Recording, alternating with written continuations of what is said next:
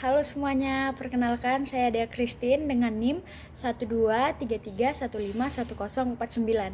Pada kesempatan kali ini kita akan membahas mengenai Pancasila sebagai ideologi negara. Selamat mendengarkan. Nah, pembahasan pertama kita ada konsep dan urgensi Pancasila sebagai ideologi negara. Nah, yang pertama kita terlebih dahulu membahas konsep ideologi. Nah, istilah ideologi ini berasal dari kata idea dan logos. Idea itu artinya gagasan, konsep, pengertian dasar, ide-ide dasar, dan cita-cita. Sementara logos ini berarti ilmu. Sehingga secara harfiah diartikan bahwa ideologi ini adalah ilmu pengetahuan tentang ide-ide atau ajaran tentang pengertian-pengertian dasar. Nah, biasanya ideologi ini berisi seperangkat nilai, yang dimana nilai-nilai itu berfungsi sebagai cita-cita atau dengan kata lain manusia bekerja dan bertindak untuk mencapai nilai-nilai tersebut. Nah, beberapa fungsi ideologi diantaranya yang pertama menjadi etika bagi pelaksanaan kekuasaan atau kewenangan negara. Kemudian menjadi dasar bagi persatuan dan kesatuan bangsa.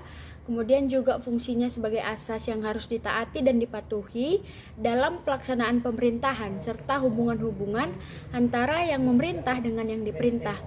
Kemudian selanjutnya juga ada penegasan bagi fungsi negara yang diemban oleh pemerintah, dan ada juga sebagai pedoman bagi pilihan kebijakan dan kegiatan politik. Kemudian pembahasan yang kedua yaitu terkait urgensi Pancasila sebagai ideologi negara. Nah, selain sebagai dasar negara dan pandangan hidup bangsa juga, ternyata Pancasila juga berperan sebagai ideologi negara. Nah, sebagai ideologi negara berarti Pancasila ini merupakan gagasan dasar yang berkenaan dengan kehidupan negara. Sebagaimana setiap ideologi memiliki konsep mengenai wujud masyarakat yang dicita-citakan, begitu juga dengan ideologi Pancasila ini. Nah, wujud masyarakat yang bagaimana yang dicita-citakan oleh ideologi Pancasila ini? Wujud masyarakat yang dicita-citakan dalam ideologi Pancasila adalah masyarakat yang dijiwai dan mencerminkan nilai-nilai dasar yang terkandung di dalam Pancasila, yaitu masyarakat yang beriman dan bertakwa kepada Tuhan, bertoleransi, menjunjung tinggi nilai-nilai kemanusiaan, masyarakat yang bersatu dalam suasana perbedaan, berkedaulatan, kemudian masyarakat yang berkeadilan sosial. Nah, hal ini juga berarti bahwa Pancasila bukan hanya sesuatu yang bersifat statis yang melandasi berdirinya negara Indonesia. Akan tetapi Pancasila juga membawakan gambaran mengenai wujud masyarakat tertentu yang diinginkan serta prinsip-prinsip dasar yang harus diperjuangkan untuk mewujudkan masyarakat tersebut. Nah, selain itu juga Pancasila sebagai ideologi negara membawakan nilai-nilai tertentu yang digali dari realitas sosial budaya yang ada dalam masyarakat Indonesia. Oleh karena itu, maka ideologi Pancasila ini membawakan kekhasan tertentu yang membedakannya dengan ideologi-ideologi yang lain. Nah, kekhasannya ada beberapa, diantaranya keyakinan adanya Tuhan Yang Maha Esa yang membawa konsekuensi keimanan dan ketakwaan terhadap Tuhan Yang Maha Esa. Kemudian juga penghargaan akan harkat dan martabat kemanusiaan. Kemudian juga ideologi Pancasila ini menjunjung tinggi persatuan bangsa di atas kepentingan pribadi atau kelompok atau golongan. Kemudian satu hal lagi yaitu Pancasila ini berkeinginan untuk mewujudkan keadilan dalam kehidupan bersama seluruh rakyat Indonesia. Nah, pembahasan selanjutnya ada mengenai alasan diperlukannya Pancasila sebagai ideologi negara. Nah, terdapat beberapa alasan mengapa kajian ini penting. Yang pertama, identitas bangsa. Artinya Pancasila merupakan identitas dan jati diri bangsa Indonesia. Nah, sehingga kajian ini dapat membantu kita untuk memahami nilai-nilai yang membentuk karakter dan budaya bangsa, sehingga kita dapat menghargai warisan budaya dan sejarah Indonesia. Kemudian juga dasar hukum negara. Artinya Pancasila berfungsi sebagai sumber dari segala sumber hukum di Indonesia. Nah, semua peraturan perundang-undangan yang ada itu harus berlandaskan pada Pancasila. Sehingga pemahaman yang mendalam tentang hal ini sangat penting agar kita dapat memahami sistem hukum dan pemerintahan. Kemudian ada juga panduan moral dan etika. Artinya Pancasila mengandung nilai-nilai dan moral etika yang bisa kita jadikan sebagai pedoman dalam berkehidupan sehari-hari. Nah, dengan adanya kajian ini dapat membantu kita untuk menginternalisasikan nilai-nilai tersebut dalam lingkungan kita. Pembahasan selanjutnya mengenai menggali sumber historis, sosiologis, dan politis dari Pancasila sebagai ideologi negara. Nah, yang pertama yaitu sumber historis. Nah, berikut sumber historis singkat mengenai Pancasila sebagai ideologi negara. Yang pertama, mulai dari lahirnya Pancasila pada tanggal 1 Juni tahun 1945. Nah, Pancasila pertama kali dicetuskan oleh Presiden Soekarno pada tanggal 1 Juni tahun 1945 dalam pidato di depan sidang BPUPKI atau Badan Penyelidik Usaha Persiapan Kemerdekaan Indonesia. Saat itu, Pancasila dianggap sebagai dasar filsafat negara yang akan menjadi landasan bagi Indonesia merdeka. Kemudian yang kedua ada Piagam Jakarta pada tanggal 22 Juni tahun 1945. Nah, pada tanggal 22 Juni tahun 1945, BPUPKI mengesahkan Piagam Jakarta yang memuat 5 dasar negara yang hampir serupa dengan Pancasila. Namun, setelah proses dari golongan tertentu, terutama mengenai rumusan sila pertama, maka dilakukan perubahan-perubahan sehingga Piagam Jakarta disesuaikan dengan sila pertama yang lebih inklusif. Selanjutnya ada momen di Proklamasi Kemerdekaan Indonesia pada tahun 17 Agustus tahun 1945.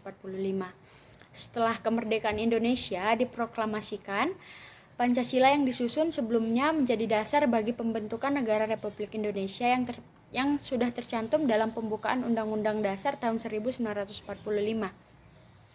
Kemudian ada juga momen di mana pengesahan Undang-Undang Dasar tahun 1945 pada tanggal 18 Agustus.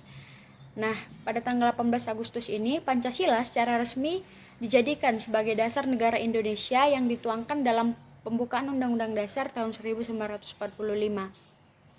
Pancasila menjadi ideologi negara yang diharapkan dapat mempersatukan bangsa yang majemuk dan heterogen. Dan yang terakhir ada Pancasila sebagai ideologi negara pada saat pasca Orde Baru atau sesudah masa Orde Baru.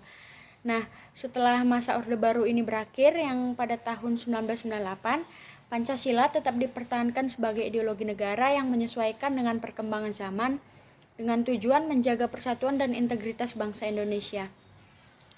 Nah, secara keseluruhan, Pancasila dikukuhkan sebagai ideologi negara Indonesia yang berlandaskan pada nilai-nilai luhur budaya Indonesia dan akan terus diperjuangkan sebagai pedoman dalam kehidupan berbangsa dan bernegara. Selanjutnya ada menggali sumber sosiologis. Nah, unsur-unsur sosiologis yang membentuk Pancasila sebagai ideologi negara adalah sila ketuhanan yang Maha Esa yang dapat ditemukan dalam kehidupan beragama masyarakat Indonesia. Kemudian sila kemanusiaan yang adil dan beradab yang dapat ditemukan dalam hal saling menghargai dan menghormati hak-hak orang lain dan tidak bersikap sewenang-wenang. Kemudian sila persatuan Indonesia ini dapat ditemukan dalam bentuk solidaritas, rasa setia kawan, rasa cinta tanah air yang berwujud pada mencintai produk dalam negeri. Kemudian sila kerakyatan yang dipimpin oleh hikmat kebijaksanaan dalam permusyawaratan perwakilan. Nah, sila ini dapat ditemukan dalam bentuk menghargai pendapat orang lain serta semangat bermusyawarah dalam mengambil keputusan. Dan sila kelima, sila keadilan sosial bagi seluruh rakyat Indonesia, ini dapat ditemukan dan dapat tercermin dalam sikap saling menolong dan dalam menjalankan gaya hidup sederhana, tidak menyolok atau berlebihan. Kemudian menggali sumber politis. Nah, unsur-unsur politis yang membentuk Pancasila sebagai ideologi negara yaitu yang pertama sila ketuhanan yang Maha Esa yang diwujudkan dalam bentuk semangat bertoleransi antar umat beragama. Kemudian sila kemanusiaan yang adil dan beradab ini diwujudkan penghargaan terhadap pelaksanaan HAM atau hak asasi manusia di Indonesia. Kemudian sila persatuan Indonesia ini diwujudkan dalam mendahulukan kepentingan bangsa di atas kepentingan pribadi, termasuk juga kepentingan partai. Kemudian yang keempat, sila kerakyatan yang dipimpin oleh hikmat kebijaksanaan dalam permusyawaratan perwakilan ini diwujudkan dalam mendahulukan pengambilan keputusan berdasarkan musyawarah. Dan sila kelima, keadilan sosial bagi seluruh rakyat Indonesia diwujudkan dalam bentuk tidak menyalahgunakan kekuasaan. untuk memperkaya diri atau kelompok, karena penyalahgunaan kekuasaan itulah yang menjadi faktor pemicu terjadinya korupsi. Selanjutnya yaitu pembahasan mengenai argumen tentang dinamika dan tantangan Pancasila sebagai ideologi negara. Nah, dinamika Pancasila sebagai ideologi negara mencerminkan proses perkembangan dan penyesuaian nilai-nilai Pancasila dengan perubahan zaman, tantangan, serta kebutuhan bangsa Indonesia. Sejak pertama kali dicetuskan oleh Soekarno pada 1 Juni tahun 1945, Pancasila telah mengalami beberapa transformasi dalam konteks penerapannya. Pada awal masa kemerdekaan, Pancasila sebagai dasar negara tercantum dalam pembukaan Undang-Undang Dasar tahun 1945 dan dijadikan pedoman dalam pembangunan bangsa. Kemudian selama masa Orde Baru, Pancasila seringkali dipergunakan sebagai alat legitimasi kekuasaan, meskipun tetap dipertahankan sebagai ideologi negara. Kemudian pada masa reformasi tahun 1998, Pancasila kembali dikaji dan ditekankan sebagai ideologi yang relevan untuk menghadapi tantangan globalisasi. Nah, proses ini mencerminkan adanya fleksibilitas dari Pancasila dalam menghadapi dinamika sosial, politik, dan ekonomi, sekaligus dalam menjaga integritas serta persatuan bangsa Indonesia. Mengenai tantangan Pancasila sebagai ideologi negara, Pancasila sebagai ideologi negara sudah menghadapi berbagai tantangan seiring dengan perkembangan zaman. Yang pertama itu globalisasi dan modernisasi yang sering membawa nilai-nilai luar yang dapat mengancam prinsip-prinsip dari Pancasila. Kemudian ada juga tantangan dari radikalisasi dan intoleransi yang berpotensi untuk merusak kerukunan antar umat beragama dan berkebinekaan dari bangsa Indonesia. Kemudian politik identitas yang mementingkan perbedaan suku, agama, dan golongan yang juga dapat memecah belah persatuan bangsa. Kemudian juga permasalahan kesenjangan sosial dan ekonomi yang menjadi hambatan dalam mewujudkan keadilan sosial, ditambah juga dengan krisis moral dan etika, serta kurangnya pemahaman yang mendalam tentang Pancasila. Nah, pembahasan selanjutnya mengenai esensi Pancasila sebagai ideologi negara. Nah, hakikat Pancasila sebagai ideologi negara memiliki 3 dimensi. Yang pertama dimensi realitas, kemudian dimensi idealitas, dan dimensi fleksibilitas. Dimensi realitas, nah ini mengandung makna bahwa nilai-nilai dasar yang terkandung dalam dirinya bersumber dari nilai-nilai real yang hidup dalam masyarakatnya. Artinya nilai-nilai yang terkandung dalam Pancasila itu berkembang dari atau berpusat dari nilai-nilai yang ada di masyarakat. Kemudian dimensi idealitas ini mengandung makna bahwa cita-cita yang ingin dicapai dalam berbagai bidang kehidupan bermasyarakat, berbangsa, dan bernegara. Dan yang terakhir dimensi fleksibilitas. Ini mengandung relevansi atau kekuatan yang merangsang masyarakat untuk mengembangkan pemikiran-pemikiran baru.